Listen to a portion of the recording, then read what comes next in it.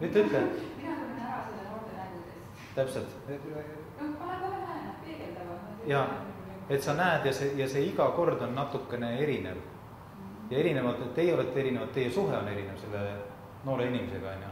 Nii et esimene mõte, mis mul sellega tegi, nii kui ma seda küsimust kirjutasin, mul tuli pähe siuke metoodika, et katse-eksitus.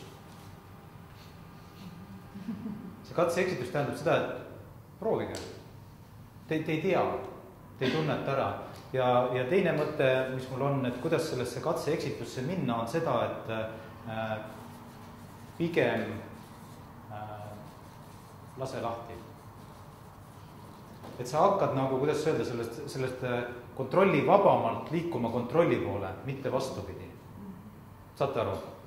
See loogika on siin, et kui siin on nagu absoluutne mittekontroll siis või absoluutne vabadus või, ja siin on absoluutne kontroll, siis katse-eksitust alustadagi kuskilt siitpoolt siiapoole liikumist. Mitte siitpoolt siiapoole, et alguses kontrollite ja siis justkui lasete lahti. Sest kui te siin kontrollite, siis te võtate motivatsiooni laksult ära kohe, vastutus võtate ära. Selle kohta on olemas ja inimesed hakkavad eksima ja kõike muud. Selle asja nimi on set up to fail sündroom, inglise keeles on set up to fail. Et kui mida rohkem sa kontrollid ja hakkad nagu, seda rohkem hakkavad inimesed eksima. Ja seda vähem on neil motivatsiooni selle asjaga nagu hästi hakkama saada. Sellega seoses natukene Euroopa noorte programmis on natukene see, et noorte nõustaja ei tohi olla samaaegselt projekti vastutav isik. Sellepärast, et kui minu valmidus lasta vabaks kontroll sõltub sellest, kas ma maksan pärast kinni oma rahakotist nende vead, siis sa oled siin. Siis ma ei suuda ennast nagu selles mõttes vabaks lasta. See on natukene see põhjus, miks Euroopa noorte programmis me tahame seda, et nõustaja on keegi teine, kes vastutab. Et annab nõu ja toetab keegi teine, aga see on hea mõte. Sest kui sul pannakse sinna raha vahele ja su enda vastutus on kohe nagu nii, raha on hästi kõvasti kinni võetav asi, siis sa oled kohe siin. Hakkad üle kontrollima. Aga jah, ega ja kus see piir nagu jookseb, mina ei tea. Minu arust on see tõesti, et iga inimese, iga teie suhte puhul on see erinev ja selle sa kuidagi näed ära. Teine variant on lihtne asi, et küsi inimeselt. Kas näiteks on coachingus on ka levinud siuke asi, et ennem kui sa mõnikord ikkagi antakse nõu, ennem kui sa nõu annad, küsid, kas ma võin sulle nõu anda. Inimene võtab seda hoopis teistmoodi. Siis ta on nagu ise, kuidas öelda, kui sa annad laksost nõu, eks ole, ja hakkad kontrollima ja tegema siukseid asju, siis sa piltlikult öeldes ilma kutsumata trügid tema tuppana. Tema nii-öelda seda sinna ruumi. Kui sa küsid luba, ja ta annab sulle loa tõenäoliselt, siis on ka lihtsam. Aga pigem hakkake siit otsast pihta. Pigem laske inimestel olla, otsustada, teha ise, kui see, et kontrollida. Mingid raamid on kindlasti olemas, millegi nad peavad vastama, eks ole. Kui neil on raha antud, siis nad peavad mingisuguseid tingimusi täitma, mingid vorme täitma, aruandeid esitama, midagi tegema ja nii edasi, eks ole. Mingid raamid on olemas, aga proovige, et need raamid ei muutuks selliseks nagu, et ei tee asja sellepärast, et ta oleks raamides. Raamid ei ole kõige tähtsamad. Raamid peaks aitama nii-öelda trackil või sellel rajal püsida. Kui nad takistavad, siis tuleb nendega midagi ette. See on nagu meelehoiaku küsimus või hoiaku küsimus, suhtumise küsimus. No ma ütlen seda kõige lihtsam. Kuidas mina näiteks koolituste peale mõtlen, et kuidas inimesed peaksid siin õppima või mitte õppima, mis nad teevad vastutuse koha peal.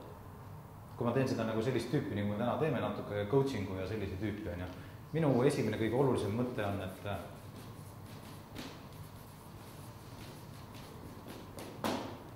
mina ei vastuta selle eest palju ja kas te ei õpite. Mina ei saa selle eest vastutada. Kui nii kui ma hakkan selle peale mõtlema, siis ma võtan teilt vastutus ära naksti ja inimesed ei õpi.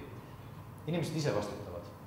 Noored ise teatud piirini küll või ma ei tea, mis raamid seal on, ise vastutavad. Kui projekt läheb untsu, it's not about you. See ei ole sinu asi. See ei ole sina oled andnud oma parima, aga see on nende asi, nende projekt, sina ei vastuta.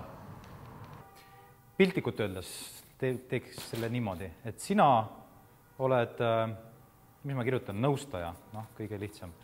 Nõustaja vastutab selle eest, et on olemas, see on nagu coachingu puhul, et see asi on läbitud, on olemas teatud protsess, eks ole.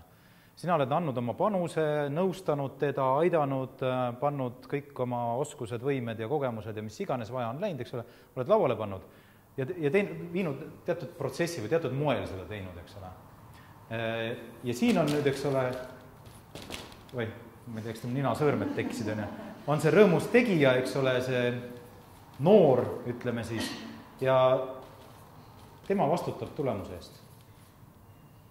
Jätke see vastutus, ärge võtke talt ära seda. Ärge võtke ära. See on sul kohutavalt keeruline, ma saan aru, aga ärge võtke ära. Mõelge selle peale, et teie olete see, kes vastutab selle eest. Teie ei saa tulemuse eest võtta vastutust enda peale. Niipea, kui te seda teete, niipea te hakkate nõu andma, kontrollima ja kõike muud tegema. Ja siis on, siis mingil hetkel nad vaatavad, et las see rabab seal, eks ole. Mis meil sellest, lähme chillime kuskil hoopis. Et see on nagu natuke niisugune meelehoiak või selline mindset, mida endale võtta. Ja kui ei tule välja, siis ei tule välja. Mis siis ikka? Proovite midagi muud. Või noored proovivad midagi muud. Sest see on nagu tohutu kogemus, kui ei tule välja. Absoluutselt. Jumal, see peabki olema, kui see kogu see värk on tegelikult katse-eksitus peal. Ja see, mida need noored teevad, nad õpivadki. See on õppimise viis.